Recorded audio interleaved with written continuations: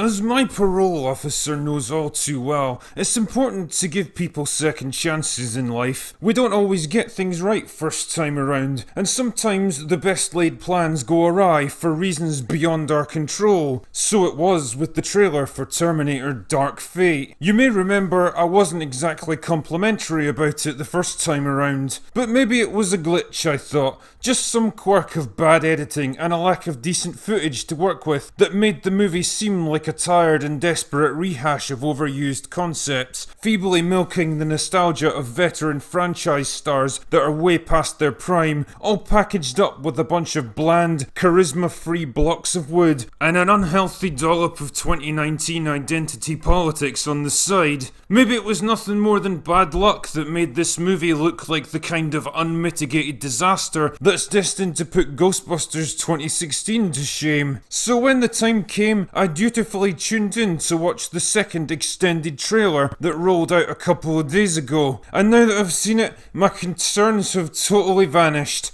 And then promptly returned with a bunch of roided up mates to totally ruin my day. So the trailer begins with Androgynous Thing lying on a bed with its eyes closed. I don't think any of us want to see it in that kind of position, and dreaming about how best to smash the patriarchy when it's rudely awoken by old Sarah Connor with a gun pointed at its face, demanding that it talk, and talk fast. Well, that's a unique way to open a conversation. I know it might seem pedantic to point out that context matters, but in this case it would be useful to have some kind of setup for what's going on here. What exactly do you want Androgynous Thing to talk about, old Sarah Connor? The weather? The current state of Brexit? The chances of Hulk Hogan doing another WrestleMania? Anyway, Androgynous Thing is like, nah, it'll be fine. So it leaps up and pins old Sarah Connor against the wall and makes an equally vague demand in return. Jesus, how do people in this universe ever get meaningful information out of each other if they just walk around threatening total strangers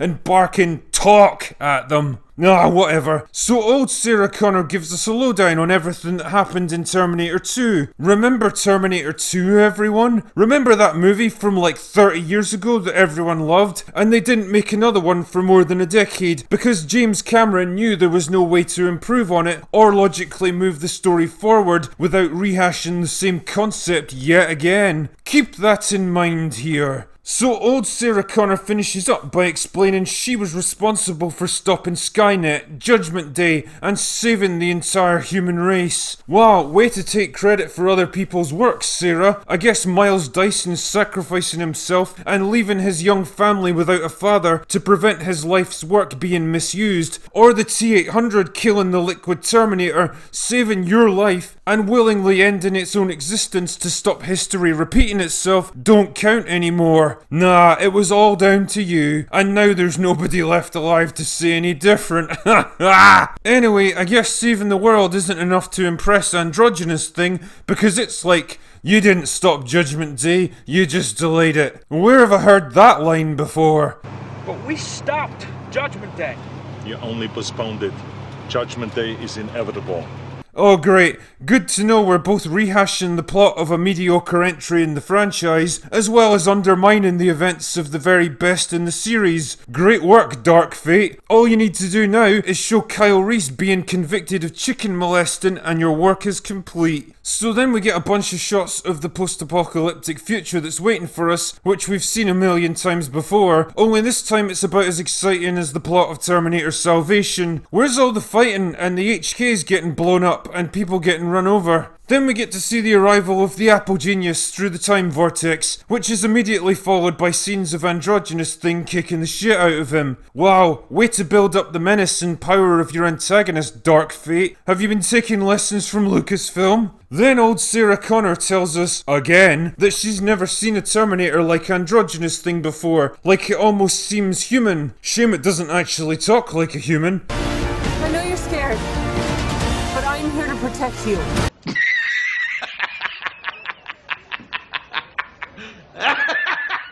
An Androgynous Thing is like, I am human. Where have I heard this conversation before? You think you're human? I am human.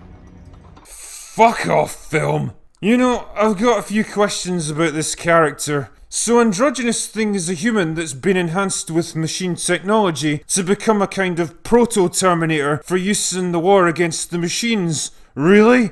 Why? How? In every single vision we've ever had of the future war, the human resistance is portrayed as a bunch of scrappy guerrilla fighters operating out of basements and abandoned tunnels. Their weapons and equipment are basically whatever they've been able to scavenge up or cobble together. They don't have the sophisticated research labs or manufacturing facilities needed to compete with the machines technologically. They win through a combination of ingenuity, improvisation, sacrifice, and of course, the leadership of John Connor. Oh wait, he doesn't exist anymore. Can't imply that a man could be the savior of mankind now, can we?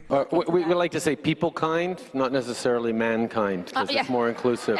Fuck off, Justin Trudeau. How did the human resistance obtain the medical, scientific, and engineering knowledge, not to mention the enormous resources needed to create something like Androgynous Thing? And why bother devoting the huge amount of desperately needed resources to a project like that when they've got plenty of regular soldiers who can do the job just as effectively? Is it because the writers wanted a Kyle Reese kind of character again, but because it's a theoretical woman this time, they had to make it super strong and tough so they could show the actress easily beating up men twice her size and smashing the patriarchy? I'll let you decide. Then I guess it's time to remind us about the the MacGuffin of the movie, the generic teenage girl who still looks just as boring and unremarkable as before. Remember John Connor, everyone? Remember how interesting it was to see the future savior of the human race portrayed as an asshole delinquent kid with floppy early 90s hair?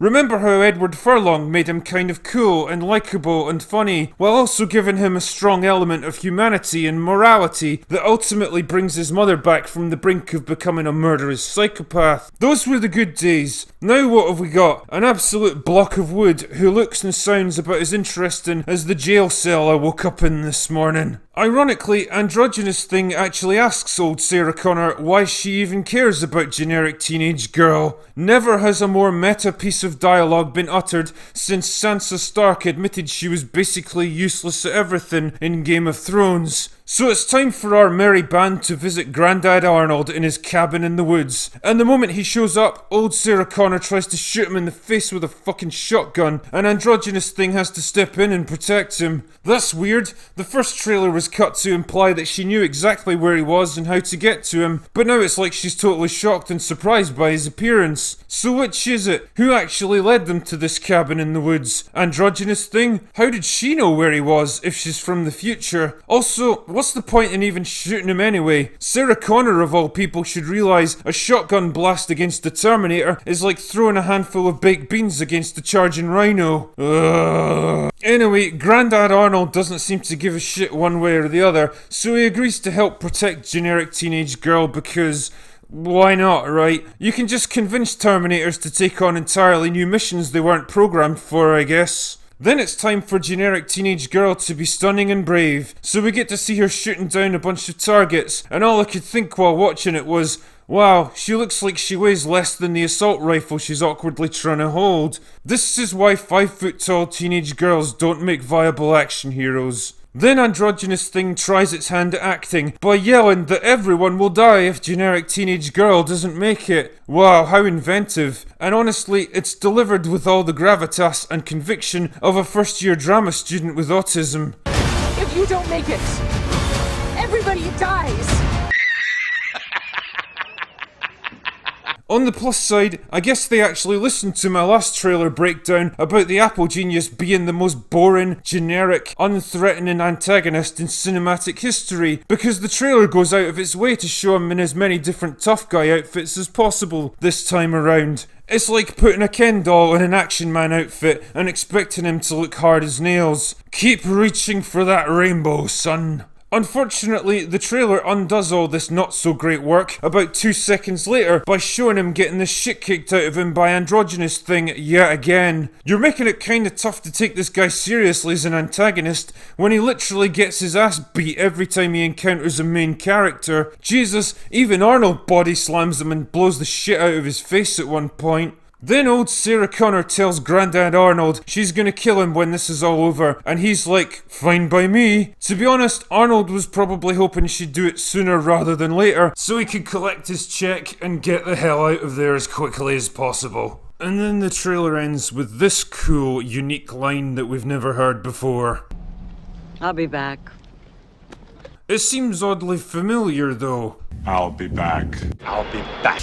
I'll be back. I'll be back.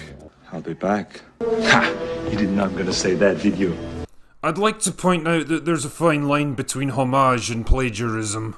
Terminator Dark Fate has got Trainwreck written all over it, and I'm not talking about that god-awful Amy Schumer film either. This second trailer has only served to confirm my suspicions that Dark Fate is nothing but a hodgepodge of stale, recycled ideas, nostalgia baiting with the return of Arnold and Hamilton long after they stopped giving a shit about the Terminator franchise, and an ultimately doomed attempt to introduce the wannabe action icon with absolutely none of the charisma, acting ability, or deep characterization of her predecessor. In short, Dark Fate's only real accomplishment is likely to be to remind us of how good the first two Terminator movies were, and why 90% of the stuff coming out of Hollywood today absolutely sucks. Anyway, that's all I've got for today. Go away now.